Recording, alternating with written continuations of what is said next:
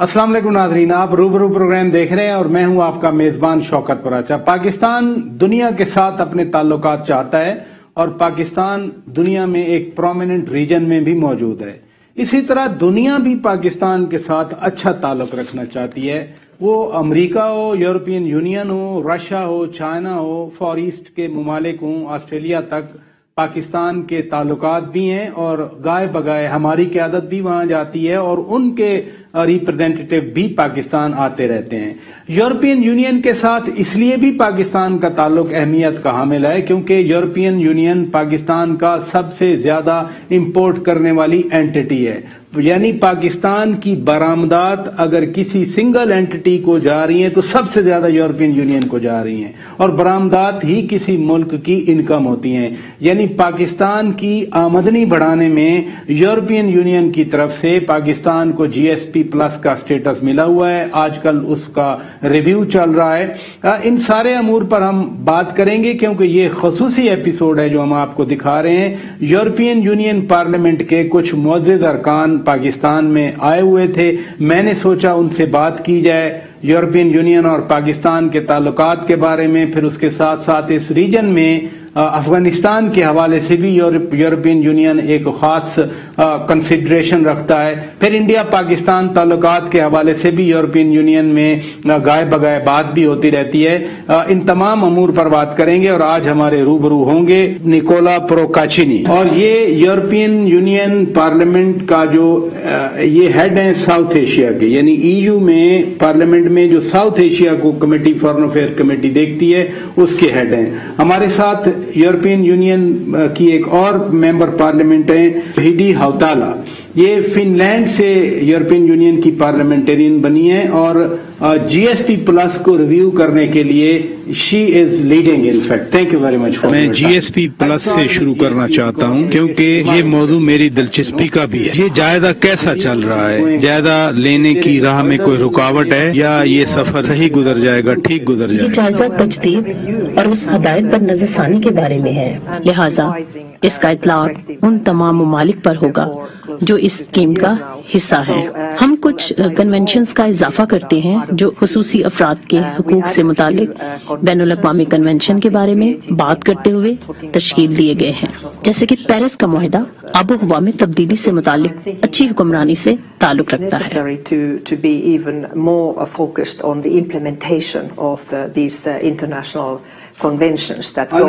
पहले ही 27 कन्वेंशन पर पाकिस्तान ने दस्तखत किए और तौसीक की है, लिहाजा आप इनमें मजीद इजाफा कर रहे हैं। हाँ, क्योंकि आप पहले ही माजूर अफराद के हकूक से मुतालिक जो कन्वेंशन है उसको नाफिज करने की कोशिश कर रहे हैं और आप पहले ही आबो हवा के हवाले से भी कन्वेंशन का एक हिस्सा हैं। जैसा कि हम 1 अरब सुनामी के दरख्तों के साथ आगे बढ़ रहे हैं। हाँ जी, हाँ, और हम नजरसानी शुदा जीएसपी प्लस देखना चाहते हैं। हम अपने शराकतदार ममालिक को अपनी मईशतों और मुआशरों को तब्दील करने में भी मदद करेंगे क्योंकि वो माहौलियाती और मुआशरती तौर पर पायदार हों। लिहाजा यहाँ 2 चीजें हैं जिनमें से एक तो ये है कि आप पहले ही मंजूर शुदा 27 कन्वेंशन पर अमल दरामद चाहते हैं और अब कुछ इजाफी शराइत या जरूरियात हैं। आप जो भी इनको कहना चाहें वो जरूरियात हैं क्या? जैसा कि मैंने कहा कि माहौलियात के हवाले से इसमें कुछ न कुछ शामिल होंगे। इस दौरान हम माहौलियाती तब्दीलियों के हवाले से आगाह हैं कि इसमें उनको पूरी तरह से एहसास है और हम माजूर अफराद और अच्छी हुक्मरानी की जो जरूरियात हैं उससे भी ज्यादा वाकिफ हैं। लिहाजा आने वाले सालों में पाकिस्तान में इस पर काम होगा। इस वक्त के तमाम मुस्तफीद होने वाले ममालिक को हकीकत में 2025 के आखिर तक दोबारा दरख्वास्त भी देना होगी। लिहाजा ये हमारे लिए यूरोपीय यूनियन की हैसियत से आप और दूसरे मुस्तफीद होने वाले मुल्कों के लिए फ्री कैन और पाकिस्तान के लिए एक चेक पॉइंट भी होगा।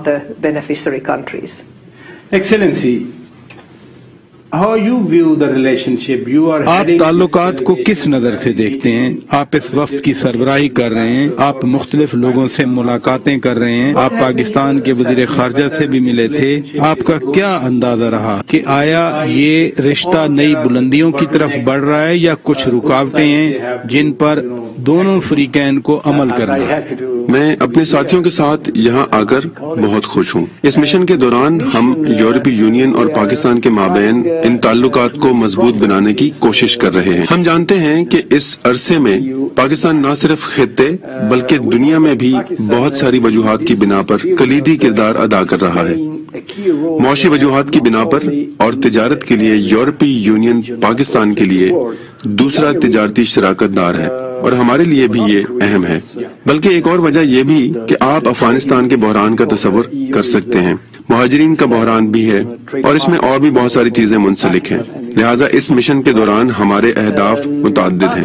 عام طور پر ہمارا مقصد اس تعلق کو مضبوط بنانا ہے، اور میں کہنا چاہتا ہوں کہ ان ملاقاتوں کو کرنا اور ساتھ ساتھ ہر اجلاس واقعی میں بہت اہم ہے، کیونکہ ہر ملاقات میں ہم نئی بات سمجھتے ہیں، اور میں سمجھتا ہوں کہ خیالات کے تبادلے سے ہر ایک سے کوئی نہ کوئی بات سیکھنے کو ملتی ہے۔ جبکہ یہ مشن صرف 2 دن کا باقی رہ گیا ہے، لیکن قیام بہت اچھا ہے اور ہم بہت خوش ہیں۔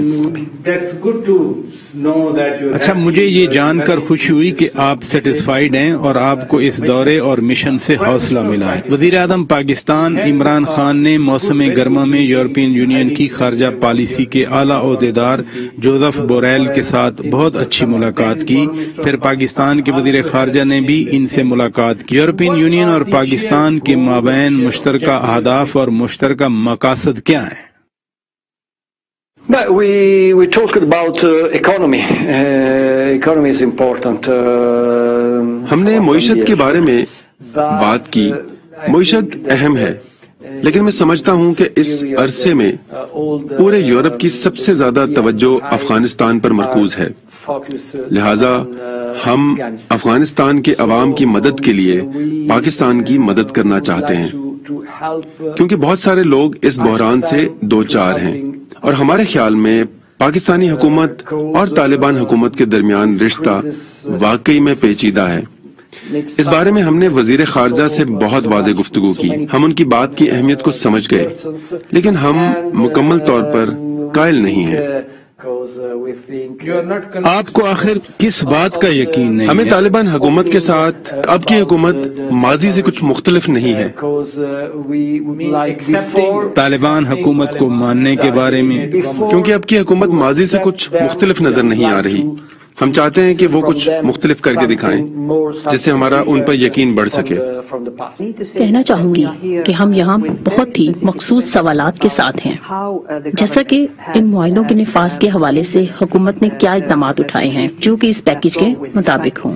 27 یہ حقوق کے بارے میں، سیاسی حقوق، تشدد کے خاتمے کے بارے میں۔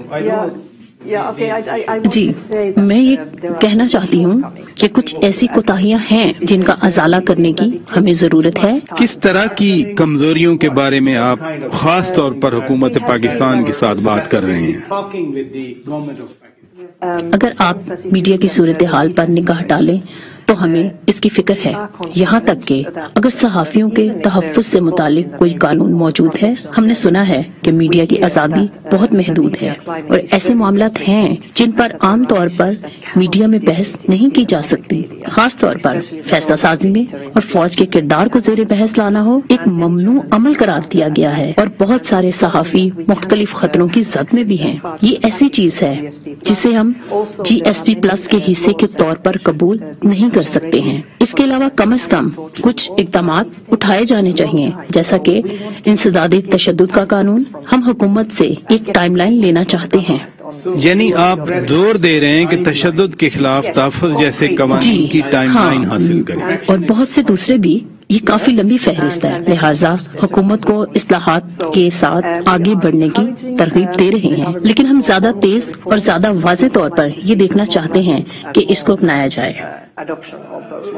محترمہ، جب آپ اچھی حکمرانی کہتے ہیں، جیسا کہ آپ نے پچھلے سوال میں بھی کہا تھا، یہ اچھی حکمرانی سے آپ کا کیا مطلب ہے؟ पार्लियामेंट यहाँ है, हुकूमत यहाँ है, कानून नाफिज करने वाले इदारे यहाँ हैं और वो दहशतगर्दों के खिलाफ लड़ रहे हैं। बदतरीन किस्म की दहशतगर्दी जिसका सामना पाकिस्तान ने किया और फिर इन दहशतगर्दों से नबरदाज़मा हुए।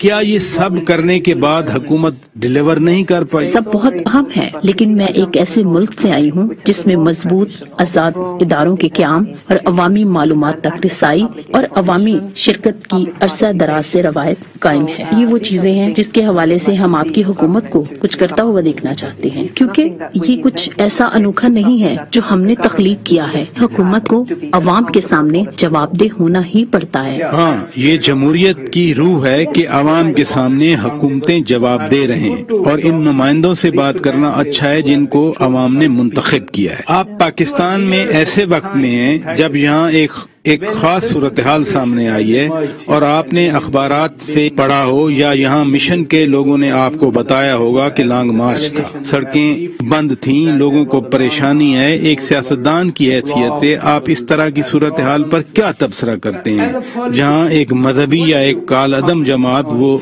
एक लॉन्ग मार्च कर रही थी?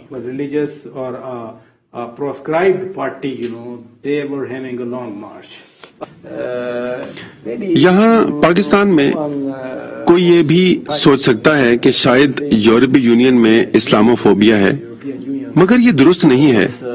वहाँ बिल्कुल कोई इस्लामोफोबिया नहीं है।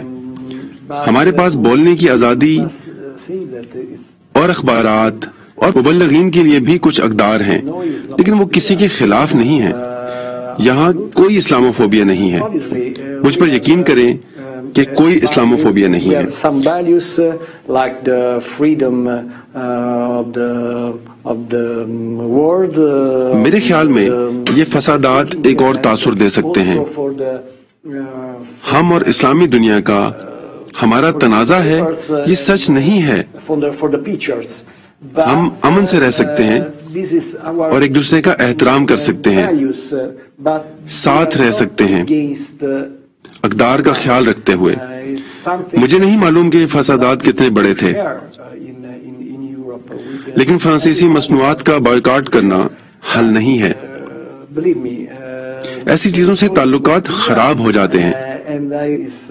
हमें ताल्लुकात को बेहतर करने के लिए काम करना होगा, वरना कोई भी मनफी तौर पर इन हालात का फायदा उठा सकता है।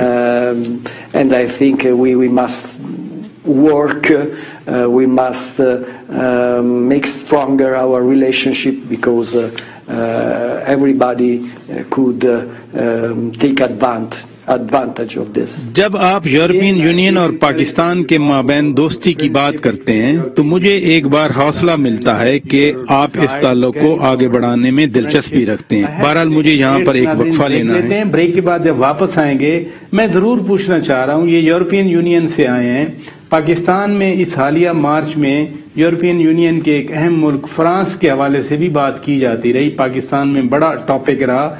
यूरोपियन यूनियन वाले क्या सोचते हैं, ब्रेक के बाद बात करेंगे। वेलकम बैक नादरीन, आप रूबरू प्रोग्राम देख रहे हैं और आज हमारे रूबरू हैं यूरोपियन यूनियन पार्लियामेंट के अरकान जो पाकिस्तान के दौरे पर आए। हमने सोचा इनसे बात की जाए। You are working on the GSP review, but there is another issue that आप GSP के जायजे पर काम कर रहे हैं, लेकिन एक और मसला है, एक और मुश्किल जिसका सामना पाकिस्तान कर रहा है, वो ये है कि फाइनेंशियल एक्शन टास्क फोर्स ने पाकिस्तान को बदस्तूर ग्रे लिस्ट में रखा हुआ है। क्या ये आपके जायजे का एक एलिमेंट है या आपका जायजा फाइनेंशियल एक्शन टास्क फोर्स की तमाम तर शराइत के साथ जुड़ा हुआ है? ये एक बहुत अच्छा सवाल है, क्योंकि हकीकत में ये GSP प्लस सिस्टम का बराह रास्त हिस्सा ही नहीं है, लेकिन इसका अच्छी हुक्मरानी के साथ बहुत गहरा ताल्लुक है, जो इस निजाम में मुस्तकबिल का एक अंसर होगा। इसका फैसला शफाफियत, फैसला साजों के एहतसाब के साथ करना है। और आप ये भी जानते हैं कि यूरोपीय यूनियन ममालिक को उन लोगों के हवाले से मुश्किलात का सामना रहा है जो अपनी दौलत और जायदाद छुपाते हैं और उन जगहों का रुख करते جہاں ٹیکس نہ دینا پڑے، لہٰذا ان عالمی قوانین کو عملی جامہ پہنانا ضروری ہے، کیونکہ ٹیکس چوری اور ٹیکس سے بچنے کے خلاف لڑنا بہت ضروری ہے، کیونکہ یہ پہلے سے ہی تھوڑی رقم ہے جو آپ کو ٹیکس اکٹھا کر کے تعلیم اور صحت پر خرچ کیے جانے کی ضرورت ہے۔ میں اعتماد سے کہوں گی کہ پاکستان کو یہ کام کرنا ہے اور یورپی یونین کے ممبران ممالک کو قواعد طے کرنے کے لیے بھی اپنا حصہ بھی ڈالنا ہوگا۔ ابتدا میں پاکستان کو 27 پوائنٹس روڈ میپ سونپا گیا۔ پاکستان نے تقریباً 26 نکات پر عمل کیا، پھر صرف 1 پوائنٹ باقی تھا، لیکن آخری ملاقات کے دوران ایجنڈے میں 7 مزید نکات شامل کر لیے گئے۔ پاکستان میں خوف یہ ہے کہ وہ زیادہ سے زیادہ پیش کی شرائط لگاتے رہیں گے تاکہ پاکستان کو گرے لسٹ سے باہر نہ آنے دیا جائے۔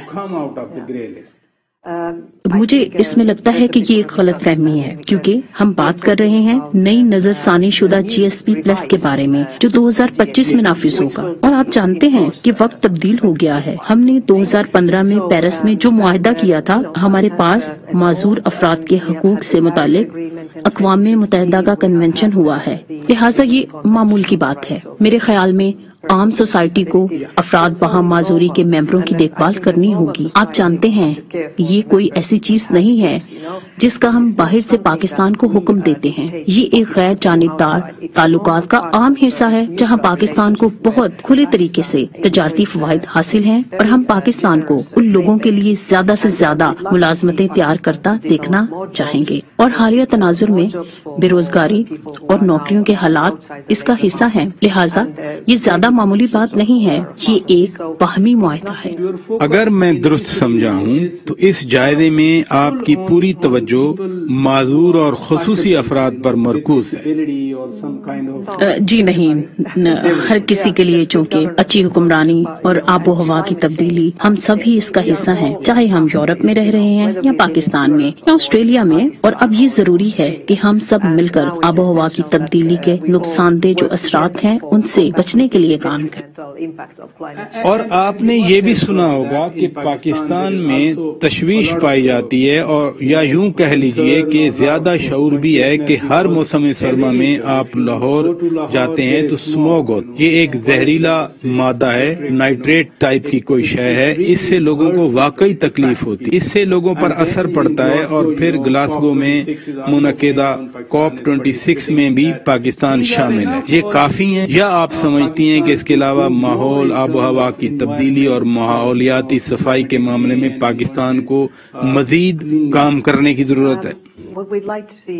جی، میں کہنا چاہوں گی کہ یورپی یونین سب سے پہلے اپنا ہوم ورک کرے گا جسے ہم پائیدار کرنا چاہتے ہیں، اخراج کو کم کرنا۔ یہی ہم کرنے کی کوشش کر رہے ہیں۔ یہ یورپی کمیشن بہت پرعزم ہے، ہم نے گرین ڈیل کے بارے میں بات کی ہے اور ہم آپ کے ساتھ اس کا اشتراک کرنا چاہیں گے، کیونکہ لوگ صاف ہوا اور پینے کے پانی تک رسائی کے مستحق ہیں، اور ہم آپ کے ساتھ اس کا اشتراک کرنا چاہیں گے، لہٰذا یہ ایک مشترکہ مشن بھی ہے۔ 2050 تک اہداف میں 50% کمی یا مکمل صفر اخراج بھی ہیں۔ میں یورپین یونین کے حوالے سے بات کر رہا ہوں۔ اس کا مطلب ہے آب و ہوا کے حوالے سے زیرو کلائمیٹ، صفر اخراج۔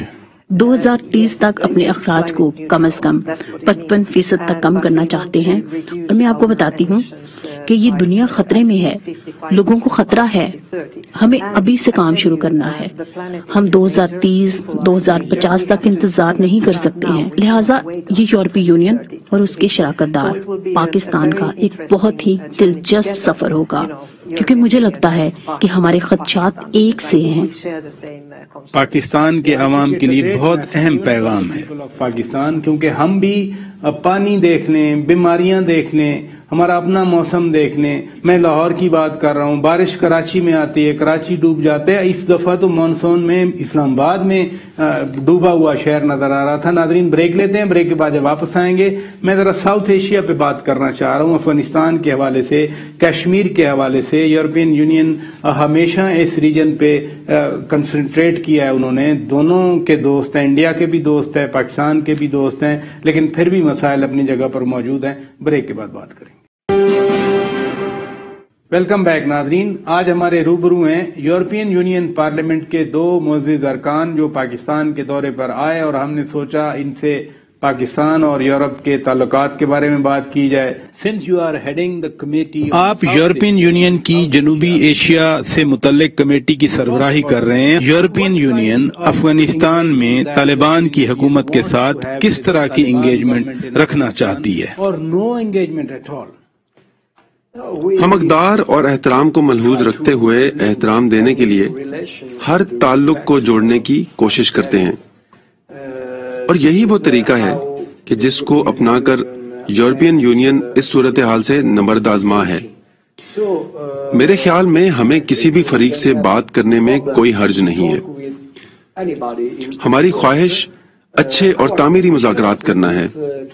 अफगानिस्तान में खास तौर पर ख़वातीन और इंसानी हकूक के बारे में जो कुछ हो रहा है वो ताल्लुकात के इस्तेहकाम के साथ मुताबिकत नहीं रखता।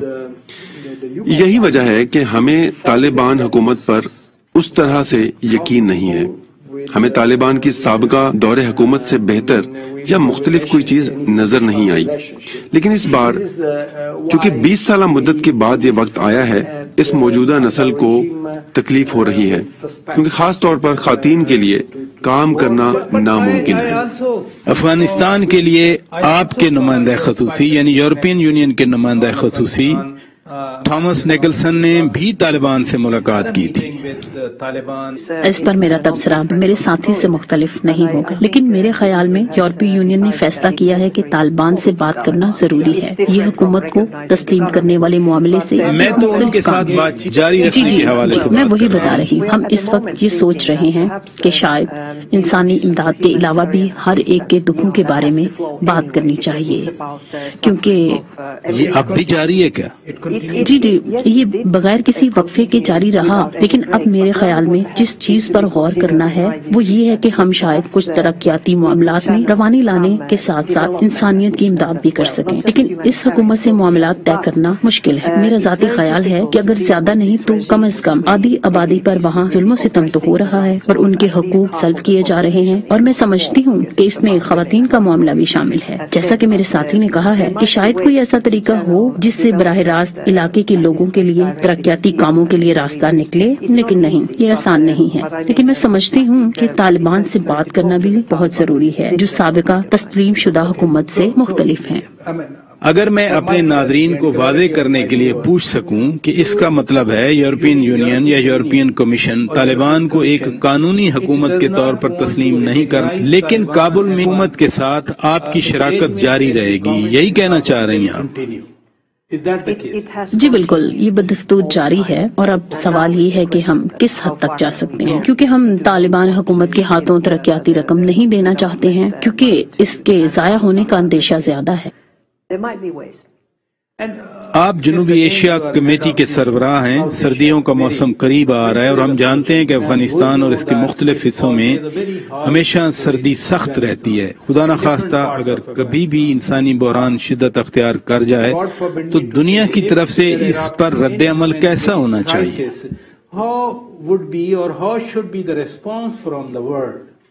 जी, ये सबसे बड़ा मसला है, क्योंकि परेशानी ये है कि हम तालिबान हुकूमत की मदद के बगैर अफगानिस्तान के अवाम की मदद किस तरह से कर सकते हैं? जी, यही बात है। हम उम्मीद करते हैं कि अफगानिस्तान में कुछ तब्दीली आए। हम उम्मीद करते हैं कि हुकूमत बदल जाए, या जो अब हुक्मरानी कर रहे हैं उनके जहन और काम करने का तरीका बदल जाए। माफ कीजिएगा, आपने कहा कि आप उम्मीद करते हैं कि काबुल में जो हुकूमत है वो बदल जाएगी। मैं समझता हूं कि अफगानिस्तान के लोगों को किसी और नई दुनिया की जरूरत नहीं है और न ही मजीद बर्दाश्त करने की जरूरत है। मेरे ख्याल में इन्हें अमन और तरक्की की जरूरत है, खुराक की जरूरत है, जो कि बुनियादी जरूरत है। हमें उम्मीद है कि अफगानिस्तान में कम वक्त में लोगों को कुछ दिया जा सकेगा। हम उम्मीद करते हैं कि अफगानिस्तान में कुछ तब्दीली आए। हम उम्मीद करते हैं कि हुकूमत बदल जाए, या जो अब हुक्मरानी कर रहे हैं उनके जहन और काम करने का طریقہ بدل جائے۔ میرے ساتھی حکومت میں ہونے والی تبدیلیوں کے بارے میں بات کرتے ہیں اور مجھے بھی لگتا ہے کہ ہمیں کچھ بہتر اشارے دکھے ہیں۔ پچھلی حکومت یا موجودہ نہیں، ہم حکومت کی تبدیلی کی بات بالکل نہیں کر رہے، ہم طرز عمل میں تبدیلیوں کے بارے میں بات کر رہے ہیں۔ میں یہ کہنا چاہ رہی ہوں کہ ہم نے کچھ معمولی بہتر اشارے دیکھے کہ طالبان حکومت کو شاید ہیں یہ اشارے۔ کچھ لڑکیوں کو اسکول جانے کی اجازت بھی دی ہے۔ میں صرف یہ کہہ رہی ہوں کچھ اقدامات انتہائی اہم ہیں اور ہم اس طرح کے مزید اقدامات دیکھنے کے خواہش مند بھی ہیں، کیونکہ جانتے ہیں کہ ابتدائی سالوں کے بعد لڑکیوں کو اسکول سے باہر رکھنے کا کوئی جواز بھی نہیں، کیونکہ اگر وہ سیکنڈری تعلیم میں نہیں جا سکتی ہیں تو وہ کبھی بھی انجینئر نہیں بن سکیں گی یا آرکیٹیکٹ یا سائنسدان، اور دیگر یونیورسٹیاں اور تعلیم کا ایک سلسلہ بھی۔ جی، تو آپ کا کیا اندازہ ہے کہ پاکستان دنیا سے کیا توقع رکھتا ہے؟ یعنی ہمیں پاکستان کو توقعات ہیں، کیونکہ ہمیں ہمیشہ افغانستان میں ہونے والی کسی بھی تبدیلی کا سب سے زیادہ سامنا کرنا پڑتا ہے، اس کا براہ راست اثر پاکستان پر پڑتا ہے۔ پاکستان ہمیشہ سے زیادہ اب ایک واقعتاً اسٹریٹجک ملک ہے۔ عالمی برادری اور اس خطے کو مل کر کام کرنا ہوگا۔ میرے علم میں ہے کہ پاکستان لاکھوں پناہ گزینوں اور مہاجرین اور افغان مہاجرین کی میزبانی بھی کر رہا ہے۔ جی، گزشتہ 40 سال سے۔ جی ہاں، میں جانتی ہوں۔ ہمیں اس کی تعریف کرنا ہوگی، کیونکہ پاکستان یقینی طور پر اس کا کچھ حل تلاش کرنے کے لیے عالمی برادری کے ساتھ مل کر کام بھی کرنا چاہتا ہے۔ کیا بین الاقوامی برادری کسی حل کی طرف بڑھنے کے لیے پاکستان کے ساتھ کام کرنے کے لیے تیار ہے؟ میرے خیال میں جی بالکل۔ اسی وجہ سے یورپی یونین کے اعلیٰ نمائندے مسٹر برل کے اسلام آباد آنے کی امید ہے۔ کب تک توقع ہے؟ میرے پاس ابھی معلومات نہیں ہیں۔ ہم پارلیمنٹ ممبران ہیں اور وہ ایک مختلف ادارہ بھی ہے اور ہمارے رابطے ہیں، لیکن ہم ایک دوسرے کے بارے میں بات نہیں کرتے۔ جنوبی ایشیا میں ایک مسئلہ اور بھی ہے جو مقبوضہ کشمیر کے بارے میں ہے۔ پوری دنیا نے یورپین یونین کے ذریعے دریافت کی جانے والی ڈس انفو لیبز کی خبریں چھاپیں کہ ہندوستان ان جعلی اور من گھڑت قسم کی معلومات کے پھیلاؤ کے ذریعے پاکستان کے خلاف پروپیگنڈا کرنے میں مصروف تھا۔ ابھی کشمیریوں کی حالت زار کے بارے میں آپ کا کیا جائزہ ہے؟ The plight of Kashmiris now. No, it's not true. The European Union is not supporting. یہ سچ نہیں ہے۔ یورپین یونین کسی دوسرے ملک کی حمایت نہیں کر رہا ہے۔ یورپین یونین اس خطے میں تمام مثبت کوششوں کی حمایت کر رہا ہے۔ میرے خیال میں تنازع میں سب سے پہلے ایک دوسرے سے بات کرنا ہے، اور اس میں خاص طور پر معیشت بہت اہم ہے۔ آج ہم نے وزیر خارجہ کے ساتھ اس کے بارے میں بات کی۔ معیشت دنیا کے دو ممالک کے مابین رابطے اور تعلق کی ایک کڑی ہو سکتی ہے۔ آپ کہنا چاہتے ہیں کہ ہندوستان اور پاکستان کے مابین معاشی اور تجارتی تعلقات؟ جی بالکل۔ دو قومیں اتنی قریب اور بڑی ہیں، ان کے مابین معیشت اور خاص طور پر تجارت کو بہتر بنا کر تعلقات کا فائدہ اٹھایا جا سکتا ہے۔ اب یہ تعلق ناقابل یقین ہے کیونکہ یہ قریبی اور بڑے ممالک ہیں۔ دونوں ممالک ایک دوسرے کے ساتھ آسانی سے معیشت کا تبادلہ کر سکتے ہیں۔ میرے خیال میں اس سال یورپی یونین دو معیشتوں کو مربوط کرنے کے لیے اسٹریٹجک اور ثالث کا کردار ادا کر سکتا ہے۔ ان دونوں اکانومیز کو جوڑنے کے لیے، اس خلیج کو ختم کرنے کے لیے پھر یورپین یونین کیا کردار ادا کر سکتا ہے؟ میں کشمیر میں ہونے والے مظالم سے بخوبی واقف ہوں۔ بہت سے کشمیری لوگ یورپی پارلیمنٹ میں آئے اور ہم سے بات کی، اور ہمارے پاس تو طرف سے معلومات کا فقدان نہیں ہے، اور میں یہ دیکھنا چاہتی ہوں کہ کوئی ایسا ماحول ہو کہ ریاستی سطح پر غیر رسمی امن مذاکرات ہیں وہ ہو سکتے ہوں۔ اس میں کچھ ثالث بھی ہو سکتے ہیں۔ ہمارے پاس یورپی پیس انسٹیٹیوٹ کے نام سے ایک انسٹیٹیوٹ ہے، لہٰذا ہم اس مستقل تنازع اور جنگ کو حل کرنے کے لیے بہت سارے ماڈل بھی موجود ہیں ہمارے پاس، لیکن میں آپ کو اس حوالے سے مشورہ دینے کی بہترین پوزیشن میں بالکل نہیں ہوں کہ ایسا کس طرح ہوگا، لیکن ہم یقیناً لوگوں کے دکھوں کو سنیں گے ضرور۔ یہ جاننا واقعی اچھا ہے جب آپ کہتے ہیں کہ کشمیری خواتین پر مظالم ہوتے ہیں۔ انڈیا اور پاکستان کے کرکٹ میچ کے بعد بھی کشمیری اسٹوڈنٹس کے خلاف گھناؤنے مقدمات درج کیے گئے، اور محبوبہ مفتی جو کہ ہندوستانی حمایت یافتہ سیاسی رہنما ہیں، انہوں نے خود بھی اس کے بارے میں ٹویٹ کیا تھا، لیکن برسل یا فن لینڈ میں ہوتے ہوئے مظالم کے حوالے سے آپ کو کس قسم کی معلومات موصول ہوئیں جس کا کشمیریوں کے خلاف ہندوستانی افواج نے ارتکاب کیا؟ while sitting in Brussels or Finland about the atrocities in being committed by Indian forces against Kashmiris. میں جس بات پر زور دینا چاہتی ہوں وہ یہ ہے کہ بہتر ہوگا کہ اب اس سارے معاملے کو انسانی حقوق کی پاسداری کی صورتحال کے طور پر لیا جائے. شاید یہ انسانی حقوق کے مقصد کے طور پر لینا اس کو بہتر ہوگا، اور میں اس کے علاوہ اس پر اور کچھ نہیں کہنا چاہوں گی کیونکہ میں کبھی اس خطے میں نہیں گئی، لیکن یورپی پارلیمان اس سے ناواقف نہیں ہے.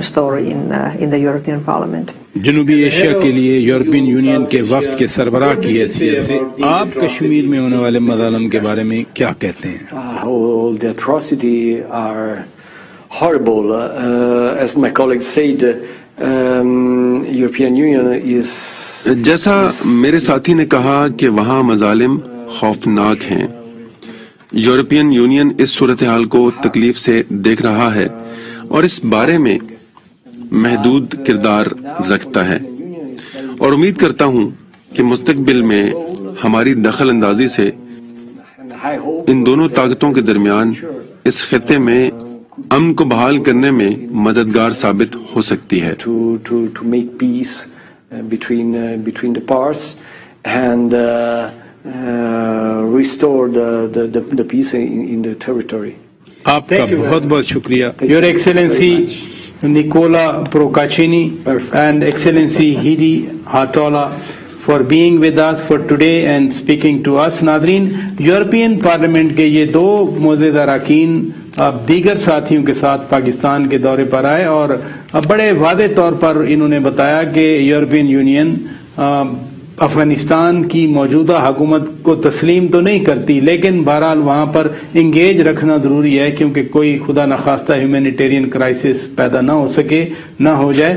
لیکن ساتھ ساتھ کشمیر کے حوالے سے، مقبوضہ کشمیر میں جاری ظلم و تشدد کے حوالے سے یہ آگاہ ہیں، کانشیس ہیں، اور یورپین پارلیمنٹ میں آوازیں بھی آتی رہتی ہیں. خدا کرے کہ کشمیریوں کی زندگی آسان ہو اور ان کے مسائل کا سونر اور لیٹر حل نکلے. اپنے میزبان شوکت پراچا کو اجازت دیجیے. خدا حافظ.